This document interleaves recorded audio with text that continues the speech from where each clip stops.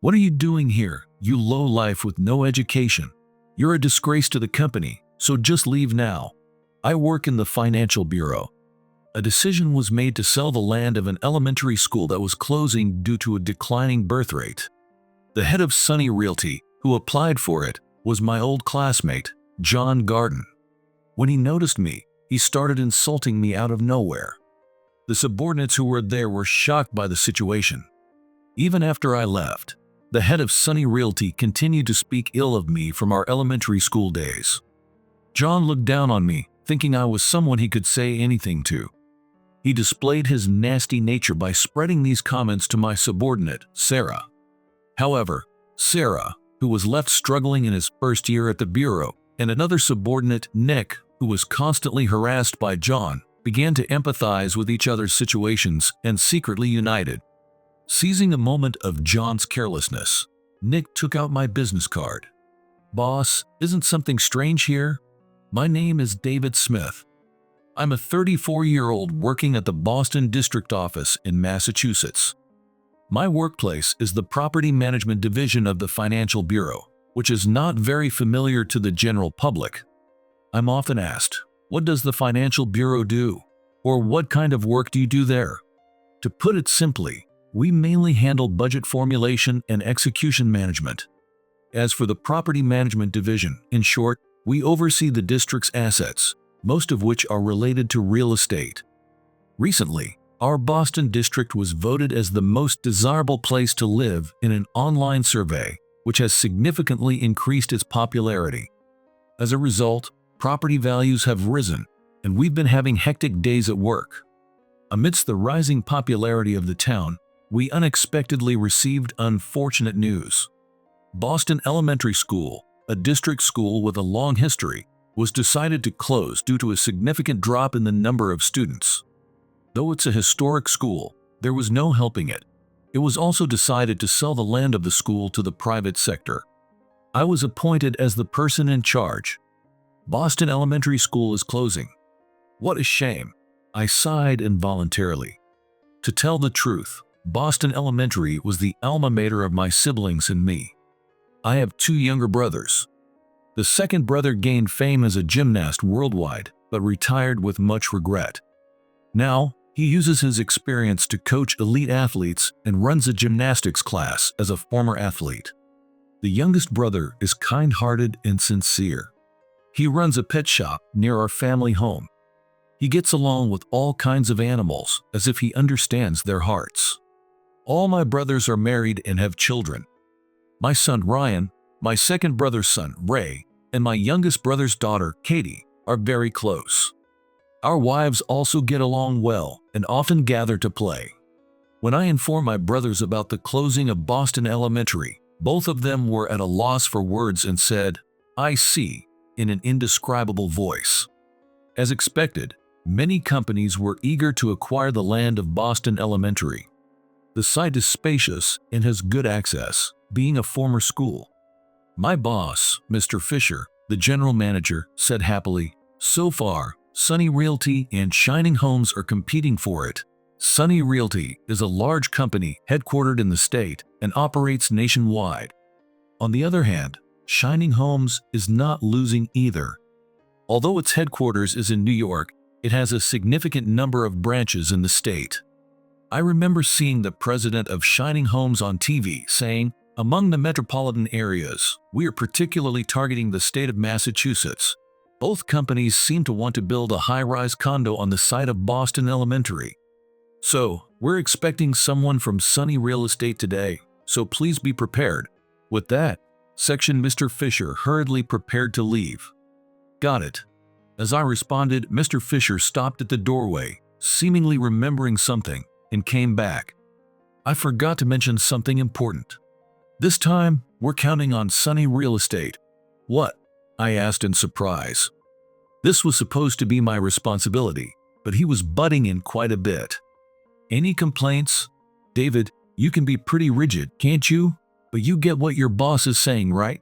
He winked meaningfully and then finally left for real. I let out a small sigh. Mr. Fisher had a reputation for being involved in some shady activities, especially recently. Though nothing serious had come up yet, I couldn't understand why he would take such risks, especially now that he had become a section manager. When the time came, I grabbed my laptop and headed to the meeting room. Following me was Sarah, my subordinate. It was her first big assignment, and I could sense her nervousness. The department head from Sunny Real Estate should already be there, and when I opened the door, I saw two men seated. Noticing us, they quickly stood up and handed over their business cards. "Thank you for meeting with us today. I'm Garden, the department head from Sunny Real Estate." He showed a friendly smile, almost rubbing his hands together. "Nice to meet you." Sarah and I both nodded our heads. After the introductions, we sat across from each other at the table. Suddenly, Sarah's laptop chimed with a new email notification. It seemed to be an internal email. "Excuse me for a moment," she said, checking her email. I also glanced at the email over her shoulder. Meanwhile, Mr. Garden kept staring at my face intently, which puzzled me. "Is there something wrong?" Suddenly, he slapped my shoulder hard. "We were in the same class at Boston Elementary for 3 years. Don't pretend you don't know me, Sam Smith." I was completely taken aback, not understanding at all, and just stood there dumbfounded. Sarah was also shocked by the turn of events. Mr. Garden kept mocking me. "What's a lowlife like you doing here? You're an embarrassment to the company. You should leave immediately." Inside, I was trembling with anger. I stood up with a loud thud. "Excuse me." On the surface, I maintained my cool, but inside I was seething. "Oh, Sarah stuttered as she watched me leave, clearly distressed. I didn't blame her. She was a new hire this year. I felt bad for her, but I was too upset to stay. I slammed the door shut behind me. My mind was filled with anger, and sweat dripped unpleasantly from my forehead. "What happened next?" I heard from Sarah. Mr. Garden turned to her with a smile and said, "Let's continue, shall we?" But she shook her head, looking pale. "I'm in my first year here. I'm still treated as a rookie, so I can't really do anything." Mr. Garden was taken aback by her lack of confidence. "Wait, so that was really Manager Smith?" He turned pale and seemed to think for a moment. Realizing the gravity of the situation, he immediately switched to self-preservation mode. "Well, you know, I'm close with Mr. Fisher. So no matter what Mr. Smith says, I'll be protected." He started to bluff in front of Sarah and his subordinate, Nick. "So, where is Mr. Fisher today?" he asked Sarah, looking like he desperately needed some help. Sarah looked around nervously, her eyes darting everywhere. It was a very suspicious behavior, but Mr. Garden didn't notice. "If you're looking for the section chief, he's out all day today." Mr. Gordon's shoulders slumped at Sarah's response.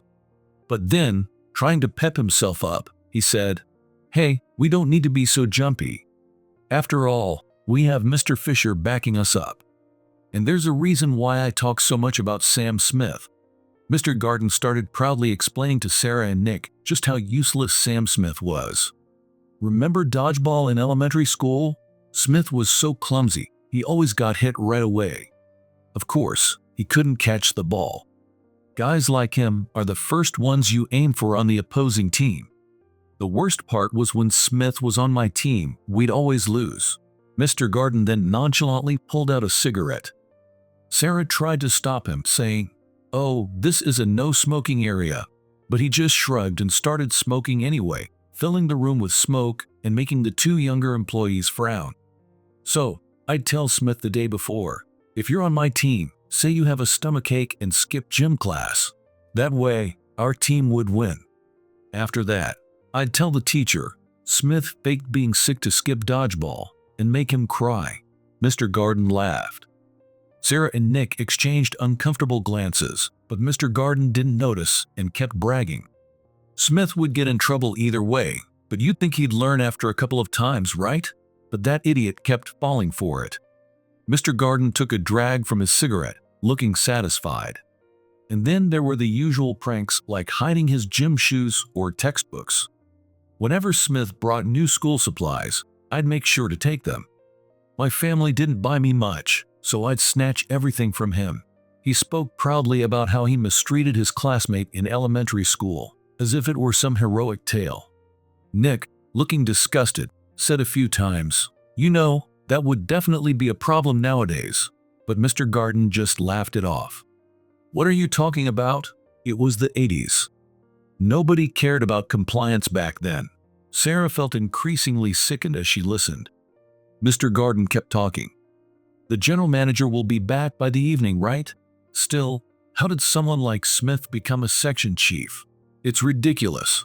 Sarah didn't bother responding, already fed up. Nick kept glancing at the clock and checking his emails, clearly wanting to leave. Only Mr. Garden was eagerly waiting for Mr. Fisher, the general manager.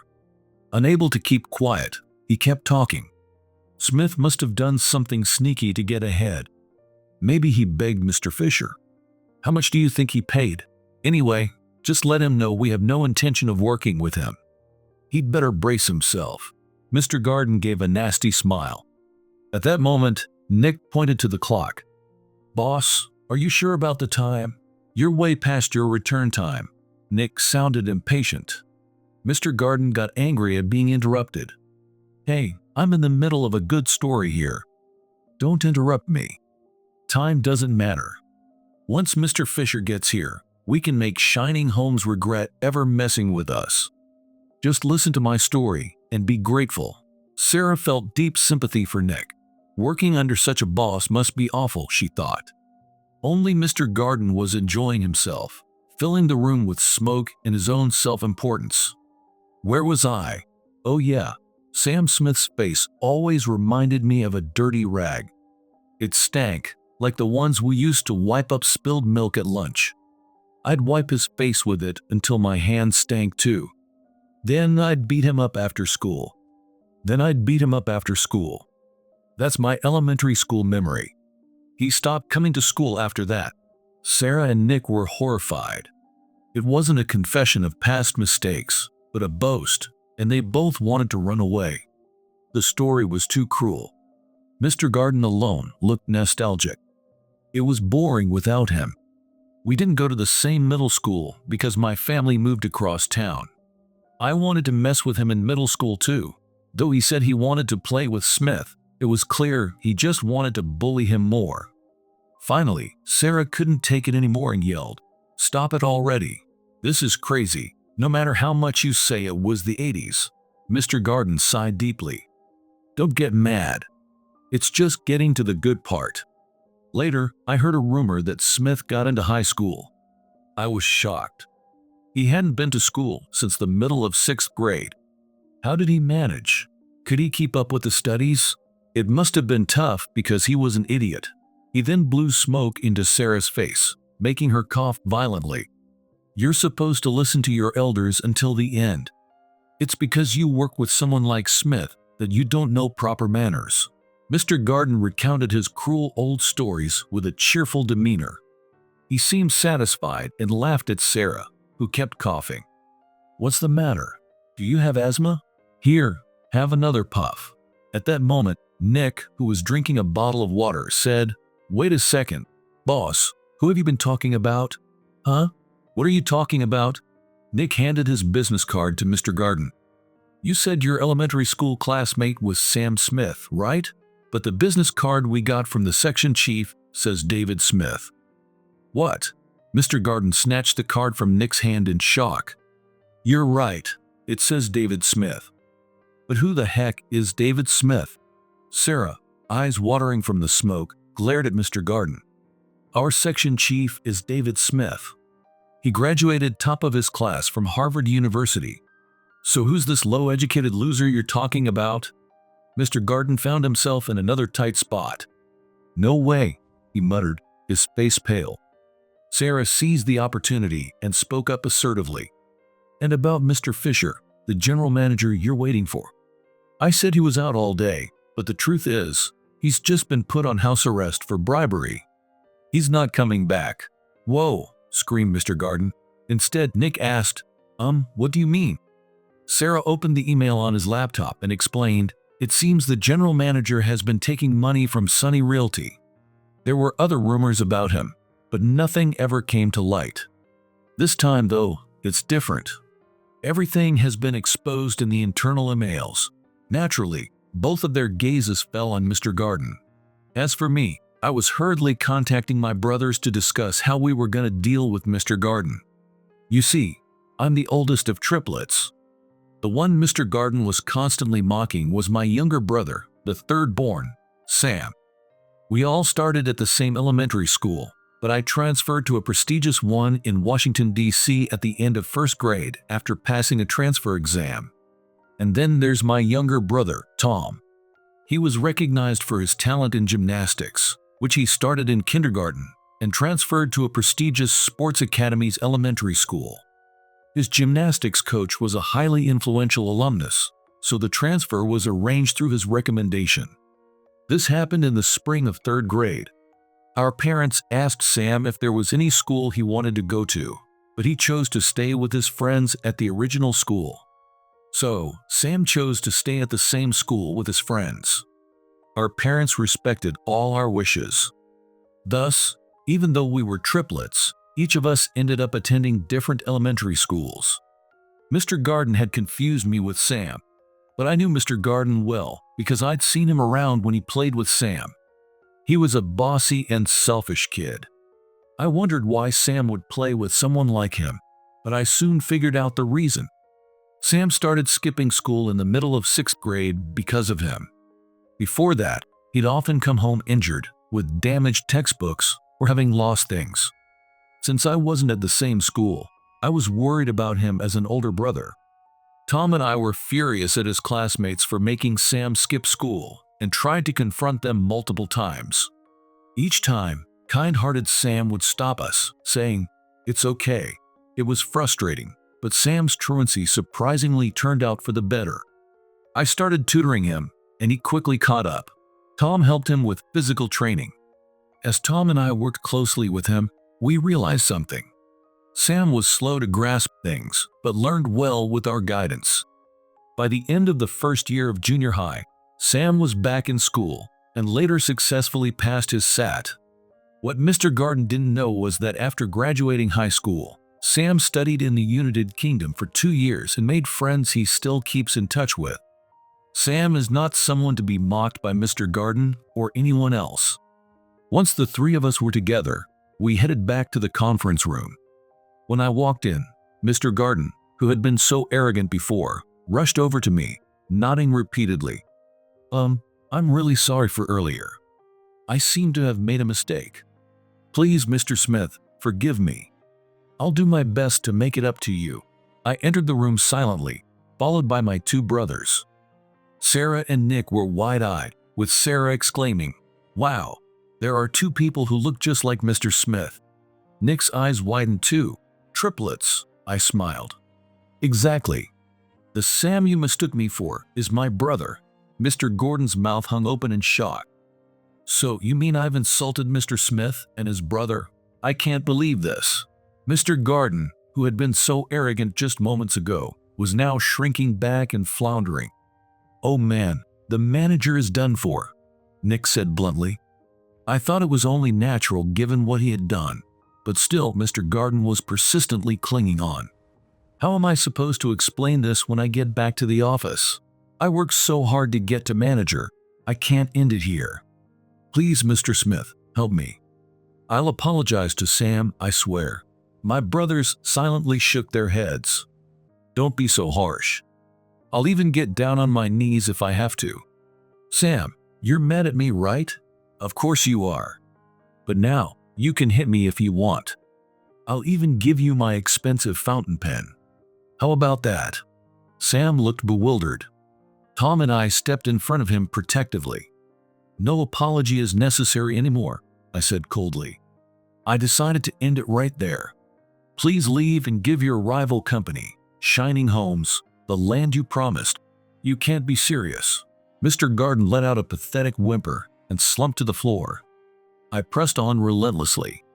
You reek of cigarettes. Can't you read the no smoking sign on the wall? Do you understand what leave means? Maybe Nick should take you out. The 3 of us burst into loud laughter, feeling an immense sense of satisfaction. Even Sarah joined in, laughing along with us. Later, Sarah told me, I heard what happened afterward from Nick, who I became friends with through shared hardship. Nick practically dragged Mr. Garden out of the finance office. His disgrace was quickly spread throughout the company by Nick, who must have been extremely fed up with him. Not only did Mr. Garden lose the former site of Boston Elementary to their rival, Shining Homes, but his insane behavior of bragging about his awful past became known to everyone at Sunny Realty. Naturally, he lost his place in the company. Still, Mr. Garden didn't give up. He even waited for me outside the city hall to apologize. Please forgive me. I know it was shameful to brag about such things at my age. Say you forgive me and please, withdraw the land deal with Shining Homes. Maybe you could give it to Moon Housing instead? I snorted. That's not gonna happen. Moon Housing is a subsidiary of Sunny Realty. I'm not falling for that. Realizing his deceit failed, he tried pleading again. If this continues, I'll be demoted from manager to cleaning out the basement. Please help me. I had no sympathy for him. I'll call the police, I said. Mr. Garden panicked. I know everything. You were bribing Mr. Fisher, weren't you? And I heard all about what you did to my brother Sam from Sarah. The real problem is someone like you being a manager. You should reflect on your actions while cleaning out the basement. With that, I walked briskly toward the station, leaving Mr. Garden standing there, stunned. Mr. Garden was forced to resign from his managerial position. Even as a regular employee, he thought, maybe if I stay in sales, I can climb back up. However, the blunder of losing the land to Shining Homes caught up with him, and what he had said became reality.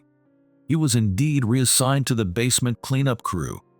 While his former subordinate Nick briskly walked into his clean office, Mr. Garden trudged down the stairs to the basement, head hung low.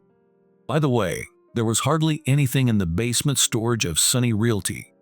Being assigned to clean up nothing was the company's way of saying, please quit soon. Meanwhile, Mr. Fisher of the finance office was also held accountable for his actions. It was revealed that he had promised to favor the land sale in exchange for money from former Mr. Garden of Sunny Realty. Naturally, he was fired. Mr. Garden, who was in the basement, was also held accountable for this matter and was dismissed. His dream of returning to his managerial position was shattered. Both were soon questioned by the police. They were taken to the local police station together, and both admitted to the exchange of money. They are expected to be prosecuted soon. My brothers and I stood in front of Boston Elementary, which was about to be demolished. To be honest, I only attended Boston Elementary for 1 year, and Tom for 2. The only one who spent nearly 6 years there was Sam. Incidentally, the hated Mr. Garden transferred to Boston Elementary from another state after we had all left, in the 3rd grade. Sam couldn't even attend the graduation ceremony. Even so, we came here because Sam wanted to. Despite the many bad memories because of Mr. Garden, Sam still loved the school. With Mr. Garden punished, Sam smiled and said, there are no more bad memories now. Tom and I felt genuinely happy and relieved. We took a commemorative photo together. We should get together like this more often, I said. My brothers eagerly agreed. Definitely. And today, we're gonna go out for drinks, on you, of course, David. I decided to go along with it, thinking, why not, just this once? The three of us walked happily together toward the station.